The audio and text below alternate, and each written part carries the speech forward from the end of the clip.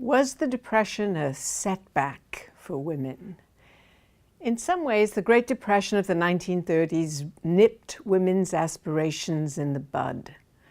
Just a decade earlier, young, educated women had begun to test new forms of companionate marriage and new sexual relationships.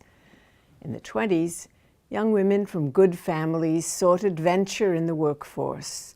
Women from needy families found job options that had earlier been closed to them.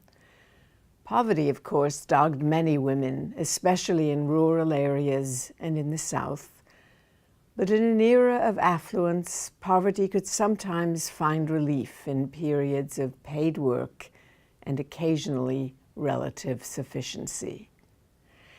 But then came the economic depression, bringing with it depths of misery across the economic spectrum, and especially for the poorest people. Before the stock market crashed in 1929, women had a pretty good run. Almost a quarter of all women were in the workforce. More native-born women earned wages than ever before. Fewer married immigrant women needed to seek jobs. Newly arriving immigrants from the West Indies and Mexico found work in tobacco and food production. African American families had begun the Great Migration to the manufacturing centers of the North and Middle West. There, women of color still tended to earn wages in double the numbers of the white population.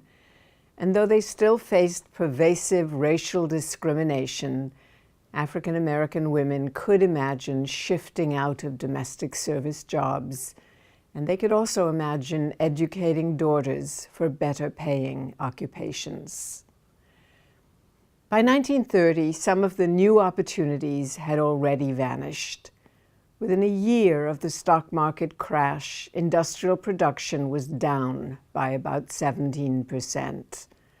By 1932, just 2.5 years after the crash, it had dropped almost 50%. By then, breadlines formed in urban areas, soup kitchens opened, evictions faced families that could not pay the rent. Poor weather and bad harvests drove farmers from the plains to harvest crops in California. Every advertised job drew hundreds of unemployed applicants. In the face of massive unemployment, you might expect that women would withdraw from wage labor and leave the jobs to men. But that didn't happen. Why not is one of the puzzles of the Depression years, and one of the clues to how the tension between women's home roles and their wage-earning lives would evolve. The Depression of the 1930s thus poses a series of gender questions. If men could no longer support their families, how would they measure their manhood?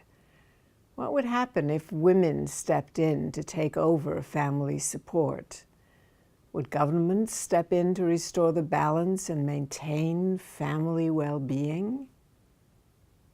The Depression encouraged policymakers, trade unions, and women themselves to face these issues, and in the end, to solve the puzzle of home and work in its own way.